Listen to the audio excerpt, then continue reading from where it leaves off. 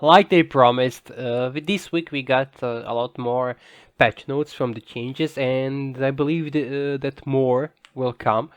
But this is still plenty, and these were some very welcome changes. Look, when developers screw something up, I'm gonna be honest about it and call them out on it, as you could have seen from previous videos. But when they do something good, I absolutely have to applaud them, and this is a really good thing that they've done. And if all of these fixes and trying to streamline and balance out the game is really really good, and if they want to keep this up, then yeah, I'm sure that game has a pretty bright future, because making everything just work, that's definitely ideal. And yeah, let's get over to the changes. First thing, okay, so nice tick and fracas tooltip updated. Also, the acid damage wasn't recognized as acid to combats like trench foot. This has been fixed. Also, the tooltip now states when the bullets explode, it is every 6 seconds. Okay, that's great. That's great. So that we actually know. Instead of using regularly wording. Yeah, it was pretty vague before, and it was roughly 6 seconds. Sure, I would have said maybe five approximately, but. This is just because how I was roughly counting it. You can't know for sure, but yeah, six. Yeah, I think that makes sense, and that's pretty great. Because we need to know how often they are going to fire. I think the same should be done for Cosmic Ghost Blaster as well, because it's also not stated. I think it's once every seconds for 10 seconds, something like this. But I think they should go over every single combat and just let us know the effects properly. Then Bash Breaker and Gabo will now be per second for 5 seconds. This is to signal the acid damage healing debuff. Previously this would do one hit of 50% bots DPS and negate healing. Now it will deal 15% of bots DPS per second for 5 seconds, dealing 25% more damage per cast. That's great. I mean, dealing 25, is it capped? Because from my understanding, this can reach pretty fair, pretty high numbers actually. So I think this is great, but and would give Bash Breaking Gabu a lot more value. But I wish we'd have more information on 25 more damage per cast. Is it because it can be quite it will reach quite a bit of numbers, but sure, okay. Dive Bomb and Windblade have a new passive. Dive Bomb had one, Windblade didn't due to the bot model. So we've added Quick Swords as the passive, and every 2 seconds they'll do an attack with their swords, deals 20% more damage than they usually do. Okay, that's pretty great. That's really, really, really nice, and I hope that it will interact well with combats, that there won't be any conflicts. Okay, so passives for Inferno, Rodimus Unicronus are back to party. Inferno now uses his gun weapon like Rodimus does.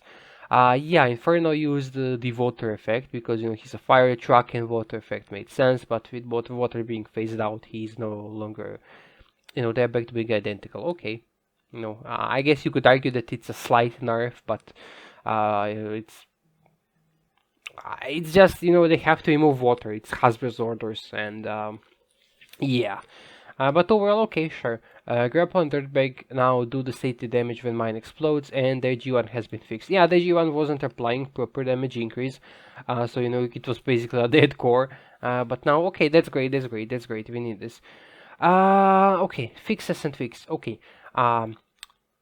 Yeah. More work on stuns since they're now called disables everywhere in the game. We've updated the last tooltips that needed updating. Everything looks and feels consistent. Okay, yeah, it was all over the place. Sometimes it was stun, sometimes it was EMP effect, sometimes it was disable. It was in effect, like from our point of view as players, the same thing. From their point of view, it wasn't really, because it was all coded a little bit differently. But okay, that's now nice that they kind of streamlined it. Sure. Trailbreaker and Exhaust Reflect Shield was incorrectly making them immune to disables fixed. They're technically immune to disables by being warriors if you have the Titan perk unlocked. But from my understanding, if you did not have that Titan perk, they were getting immune to stuns and disables just from the nature of casting their shield. Okay. Okay, sure. Rook's Decoy now taunts defenses as stated and is immune to knockback. That's great because it wasn't taunting really, and there were issues with taunting, and they have actually fixed issues with the taunting, and warriors were now properly taunt, and it's really incredible. So I expect your warriors, the rushers, like your pipes and headstrong, slug and rampage, Iron, Hide, and Bludgeon. Expect them to take a lot more damage now, but expect them to be a lot more reliable, because now when you put them to the front, they will actually, take the damage onto themselves, and well, they can tank it, so that's gonna be a lot better.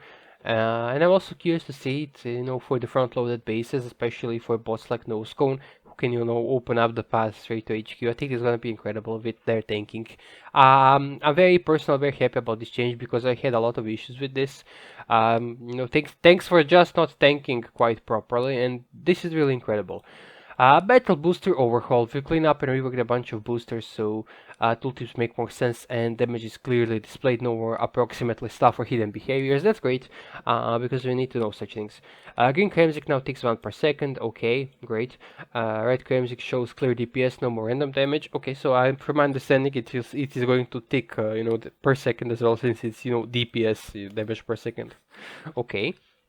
Blue Kremzik now deals electric damage per second and plays nice with disables. White Kremzik tooltip now says it applies glass cast and shows damage properly. Yellow Kremzik damage now ticks per second. Purple Kremzik tooltip updated to match hack colors. EMP Blast shows exact electric damage. Incendiary Barrage Mark 1 to 4 damage is now accurate and clear. That's great, because before it was a bit, it was approximately. Bomb tooltip worded for clarity. Okay, that I believe that is the single target battle boost. Okay, field repair now heals per second, was under healing before. Okay, so that's kind of a buff. Technically it's a fix, but it will be better than before. Okay, Titan B Mark 4 no changes. Titan Spike Mark 4 approximately has been removed and now shows 2 damage. That's great. That's a good battle boost. Nanofrost rework in progress. Okay, well, I'm curious about what they're going to do with Nanofrost. But okay. Coming next, some early notes on what we are working on next. Night Stalker and Ravage. Plan is to give them double damage during stealth. Sure, okay, I think that makes a lot of sense, but I think they should also look into just increasing their stats, because their stats have been power crept. They're just falling behind compared to other more contemporary companion combats. I think they should look into that as well. Stripes and Glit planning a healing buff, sure, absolutely, and I would also argue that it should be switched to percentage based, mainly because, for example, it will make them a lot more timeless. Because the way that it currently works, it gives a flat healing buff, and that flat healing buff, it worked well when level cap was like 60. But now level cap is 70, and that the stats differences are tremendous, and level cap will only go up.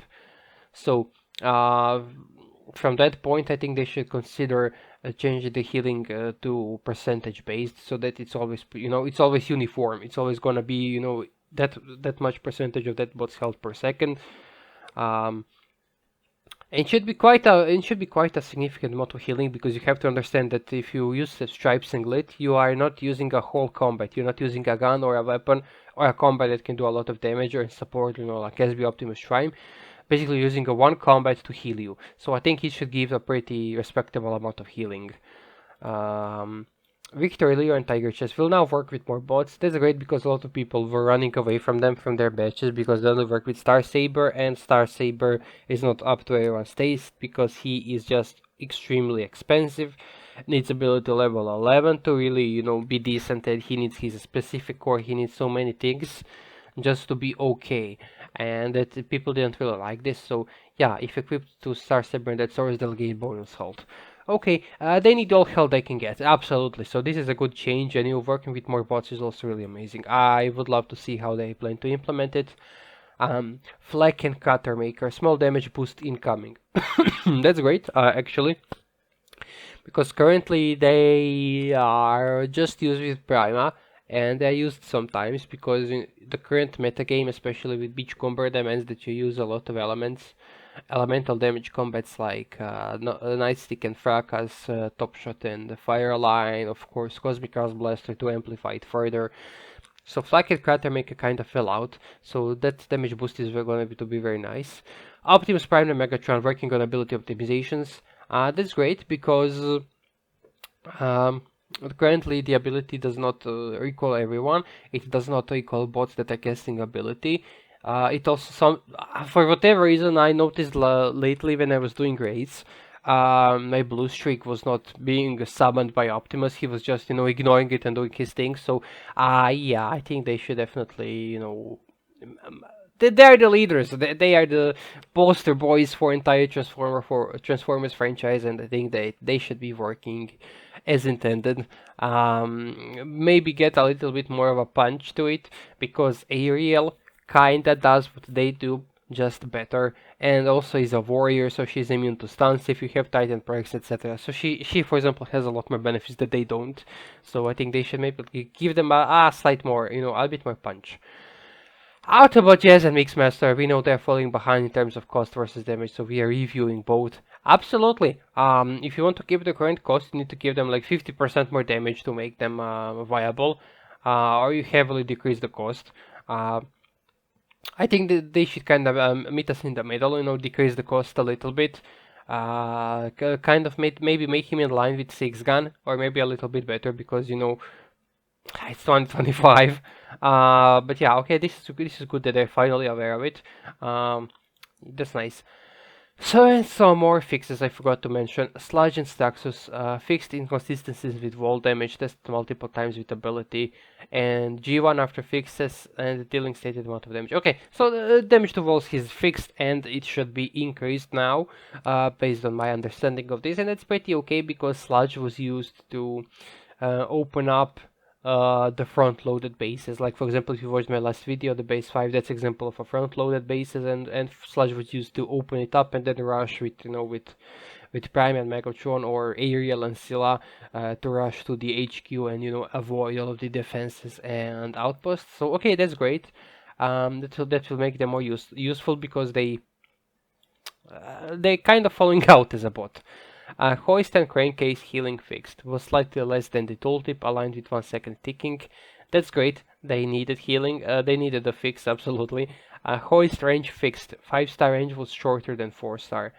Now, from my understanding, that's the range of the healing pulses that he's doing and healing allies.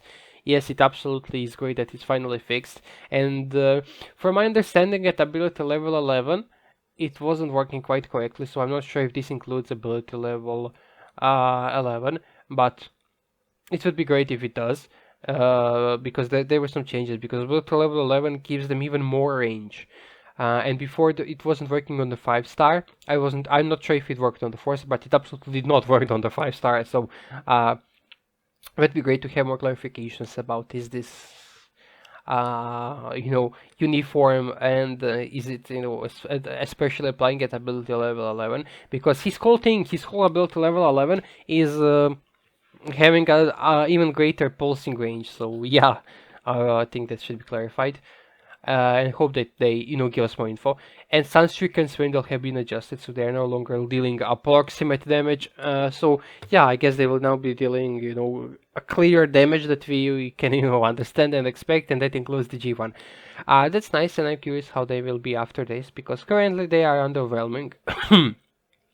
They're definitely falling behind these gunners. They're super expensive, and again, for example, 6-gun is 8+2, and he can pretty much for sure one-shot 4 defenses if he's fully maxed out, and then deal some heavy damage to nearby defenses, while Sunstreak and Swindle can't one-shot anything, and their cost is 7+2. Yeah, in my opinion, the way they currently are, they should be 5+2 in terms of damage and cost ratio.